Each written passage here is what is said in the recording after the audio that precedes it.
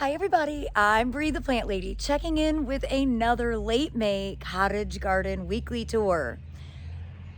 I'm thrilled beyond measure with how things have turned out here at Blue House Garden. Obviously, I'm here with a big stand of carrots, which people often mistake for Queen Anne's lace. They are just one species differentiated. And I've had carrots established here for nearly a decade. It's one of my favorite things to grow, and it's one of my favorite seeds to collect. Now, I'm going to be teaching all of this stuff in the upcoming 4 classes that I'm hosting. And the first one is Saturday, the Sip and Stroll Garden Tour, starting at 5:30 on May 31st. Really, that's going to be, I think, the best time for people to come and actually see the cottage garden display, because wait until I walk around back. You are going to be amazed at how much stuff is blooming. So I hope you'll consider coming out to visit. I have the registration link in the description, and all attendees are going to go home with 3 free plants. So I think it's guaranteed to be a fantastic time, and we have a wonderful forecast. But without further ado, let me go ahead and turn this camera around so that you can see how all the cottage gardens are looking here at the Blue House property as we round out the month of May. Well, this is definitely my favorite section of the wave, and I think that it looks the best because it's the most sun. You can see the little area where I did add compost and seeded in buckwheat, and that buckwheat has already flowered, and you can see it's starting to develop ripe seed. That's what these little black kind of pyramidal things are. Those are the seeds, and they freely self-sow, which is one of the things I really like about buckwheat, that it'll sort of just keep generationalizing. But now as I pan across, you can see that section, more sun, things are a little bit bigger, and then you get over to here where everything is super small. And I think that's primarily because it's so much shade. I also think that I did let this bed get exceptionally dry. Nothing's dry now. We've had a lot of rain. We have more rain coming. But I definitely need to reevaluate this bed because the trees that used to be small are now large and have totally changed the lighting for this bed. And so I need to change my plant palette. I've been saying it for a long time, but this is the year that I actually have to deal with it. But you can see the difference between what I would consider full sun over there where those carrots are, and frankly, the rest of the bed, which is now squarely part shade to full shade. Well, the main cottage border, I don't think it looks very good, but it's a great talking point, especially for visitors to come so we can discuss what's logical to do with it. Obviously all the daffodils are dying down, and usually I have other stuff planted here to compensate. Because I was gone, I didn't do that. So the front of the bed looks especially boring, but that's just part of the natural cycle of having that incredible daffodil show. Now I am pleased to see that there are finally some poppies blooming. It's definitely not as much color as I would have liked. The clumps of grains are finally starting. This bed did get planted very late, and I was thinking it was mid-February, and the grains are quite slow. They're better to be planted earlier. Most of what you're seeing in here as far as bachelor buttons, those were all self-sown. I didn't actually plant any. This was the bed, where I was like, I'm really disappointed with the lack of germination from all the seeds I bought. I think pretty much everything that's blooming in here was seed that I collected. These all look like my seeds, not like the fancy seed packs that I purchased. So really important lesson to learn from that. But since I don't live in this house anymore, I think my real plan is to transition this into more perennial plants. And so that salvia is a great example. That has been a wonderful perennial. It came in as a trial plant, and it's just terrific. It blooms all summer long.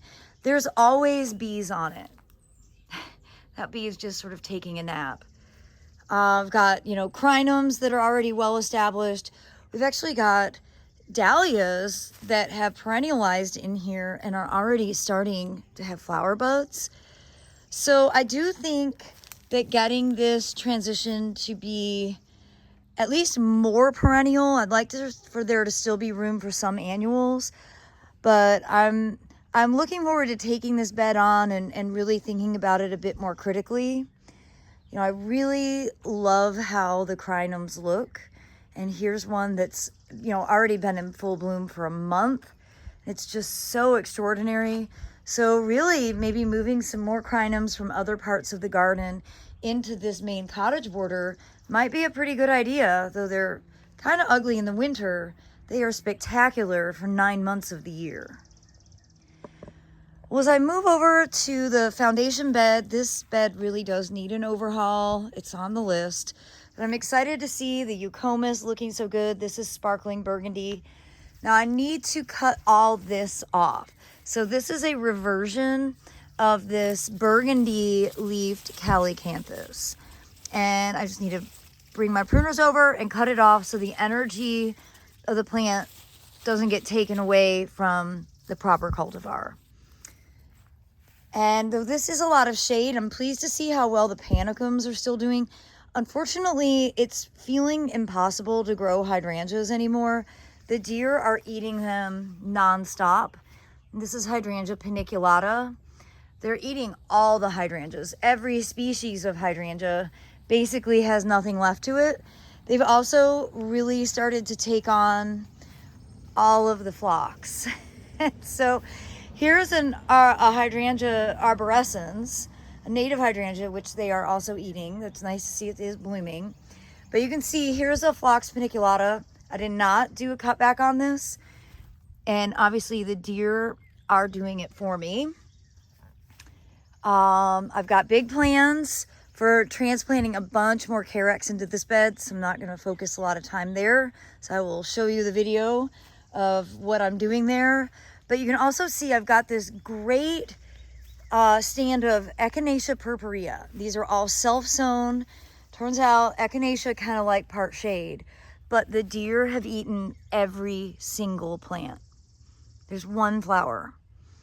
So yeah, I could put up a cattle fence panel. I could spray. We're getting a lot of rain, so really repellent is probably not the logical solution. I'm just not sure. I'm just not sure about how to navigate these deer, to be honest.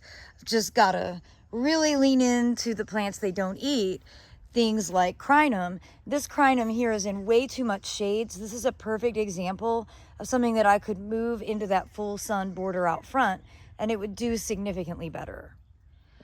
Well, as I look at this north side border, you know, where about 10 years ago I decided I didn't want to have to mulch. So I really started focusing on perennial ground covers, and somehow I managed to pick a plant palette that the deer don't like to nibble. So really good examples of that. These are probably plants that I need to lean more into. I could go ahead and start dividing out of the stands I have, especially things like the carex and the tricertus. Of course, hellebores are quite reliably deer proof. I did not get all the flowers cut off, so I'm going to have a million seedlings. This sedum, blatilla, saxifrage, you know, all of these are great plants that the deer are walking up through here and they're leaving all of these things alone. So I need to lean more into these and less into the stuff that they are nibbling. I do need to do some big cutbacks on some of the woody stuff. You know, this winter sweet is a big unruly shrub, and I like it being tall, but I don't need it to come over here and crowd everything out. Same thing with this turnstromia. Pleased to see this calicarpa. This is one called Heavy Berry from Camellia Forest, and you can see why it's called Heavy Berry, because it has a heavy flower set, and in the fall it gets an incredible berrying habit. Of course, the alstroemeria, the variegated alstroemeria is doing great. And, you know, I did do the Chelsea chop in here. Obviously, I didn't need to because the deer have been doing it again for me. And not only that, but they're eating all the lilies. which is actually good because the lilies have become a bit invasive. But here's another example. I've got a crinum here. It's in way too much shade. It never flowers. So I should just go ahead and dig it up and move it out front. Well, I'm really happy to see so many poppies. And I'm really also excited that I didn't miss all of the poppies. A lot bloomed while I was away, but you can see there are still some blooming, and I've got sweet peas in flower, which is so exciting. Look at that. And hops is starting to grow back up and over, and the champagne grape could probably use a little fertilizer. So that's actually planted in this pot. I'm afraid of grapes in the ground. That clematis is looking terrible, and I think I might actually do a hard cut it all the way down to the ground. But I say that every year and then I chicken out, but it looks particularly bad this year. So I think I need to go ahead and actually do that maintenance. That is not going to be a fun task. Well, as you can see, the back gardens are really coming into their own. They're super colorful, which is exactly why I'm so excited for Saturday's Sip and Stroll.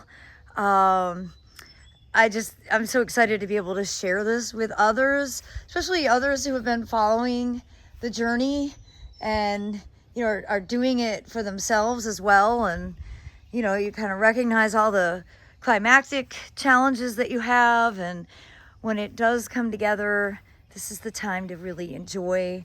I'm so happy to see the Lauren's grape is really starting to bloom. This is, you know, the breadseed poppies are favored by bees. There are so many honeybees in action right now. And I love the yellow from the Ms. America Mizuna. And of course, the purple from the larkspur. It's just such an exciting time when these actually do bloom. Because, you know, there's a lot of moments when you think that it's not gonna look like anything. And of course it's chaotic. It's a cottage garden. It's supposed to look this way. It's supposed to look like it happened by nature. Even though we all know nature did not make this happen. We as gardeners make this happen. Another favorite element in here is the cilantro, the white mixed in. Now everything is flopped because we've had a huge amount of rain and heavy rain. But that's okay, because that is just part of the spring experience. Now you can see I've got lots of pods. None of these are ready to be collected. So just don't do anything to your poppy pods at this stage. Leave them alone. If you harvest them at this stage, you won't have seeds that will be able to germinate when you sow them next winter. So I walked over here this morning. I could not believe the mole activity, and I really need to put out my milky spore powder. So I am saying this to hold myself accountable so that I actually pull it out and apply it, and I'll make a video to show you the process. That is the best way to try to get rid of moles, because it kills the grubs that are what the moles are feeding on. Remember, moles are meat eaters. Voles that follow in the mole tunnels are vegetarians. They're the ones eating your plant roots. I just have to show you another close-up scene of these beautiful Lauren's grape. This is the first year I've grown Lauren's grape, and I love that it's just now starting to flower and I didn't actually miss the entire show.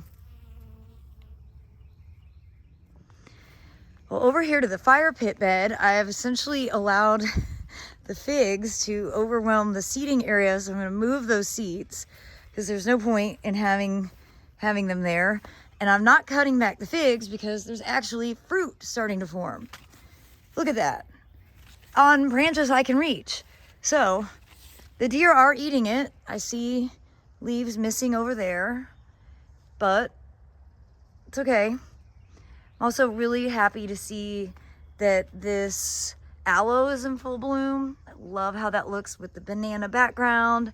I am ready to replant all of these pots, and I may actually get to it today, depending on how early the storms arrive. And, oh, I'm so excited. I walked over here. I've got some broccoli that needs to be harvested. Ow! Ow! Ooh! Ow! I just got stung. Okay, I gotta go get ice. Well, damn. I just got stung by a wasp, and it's definitely going to influence my productivity. It's already swelling, and it's my right hand. I had a huge computer day planned. Now I'm walking around with frozen corn. Well, that's what I get. You should always wear gloves in the garden, period. Always wear gloves in the garden. I don't understand why there's so many wasps on the broccoli. But I really do want to harvest that broccoli. But yeah, I'm definitely not doing anything now without gloves and pruners. Lesson learned. Don't make the same mistakes as me, you guys. Well, I'm really pleased to see so many poppy pods, but I do hope we have some dry weather soon so they can ripen. I can harvest them before the birds steal them all. Raspberries and blackberries are coming in. The deer are nibbling with great vigor. And this area is really not as pretty as it usually is. So we're just gonna kind of pan over it, and it's okay. It's gonna all get redone soon. So I put this Helena witch hazel in as a 1 gallon, thinking I would move it when a better spot came open, and then I didn't move it, and now I think it's too big to move.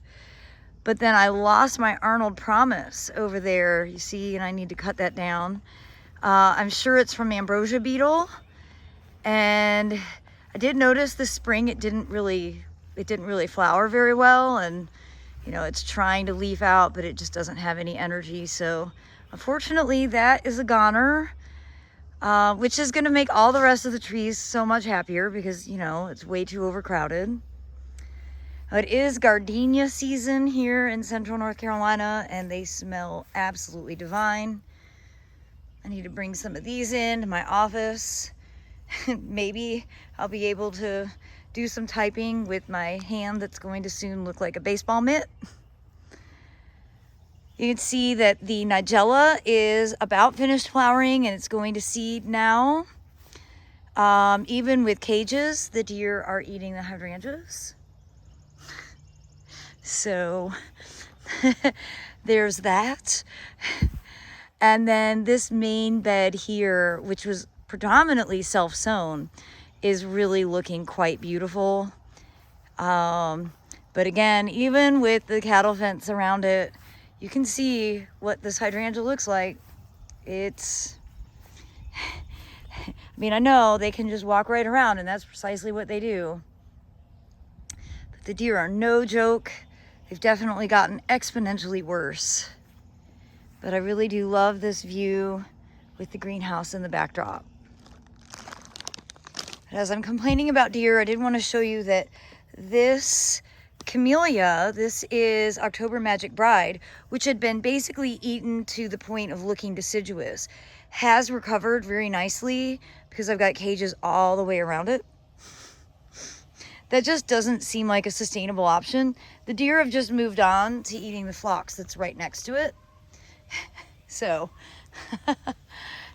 it does seem like a never-ending battle.